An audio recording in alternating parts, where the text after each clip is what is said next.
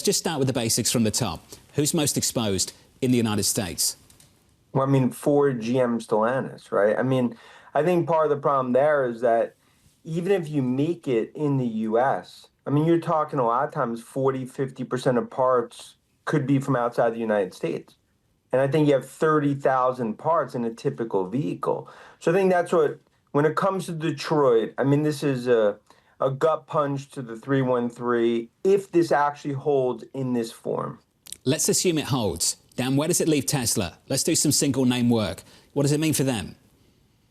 Well, even though their cars are built in US in terms of Texas and California, when it comes to parts, I mean, you still have a good amount of parts that come from outside the US. And I think that that's a must talk about. And in terms of downstream, no one is unexposed when it comes down to this. You have half the cars that have been imported into the US 2024 are imported from outside the US. But the ones that are made in US, they still, I mean, you have 40% of engines that are basically essentially have parts built from Japan and Korea. And that's why what I could tell you is talking to many in Detroit last night, Europe overnight, I mean, the view is this is almost, I'll say, a non-starter. It would be a backbreaker for the auto industry globally.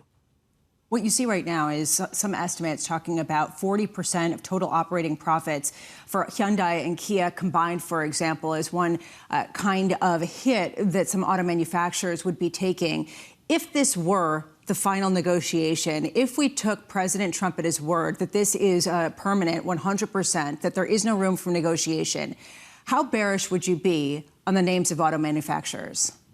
Look, I mean, if this held in, and it wasn't in pencil and it was in pen, and it actually got enacted, it would be an Armageddon like, I think tariff, for the auto industry.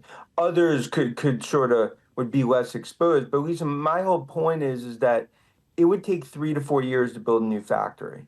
So the reality is, in terms of this and actually how U.S. car companies make parts, it's just, I view it as untenable. And that's sort of the street reaction. You seem more exposed to GM, Ford, a little on Tesla.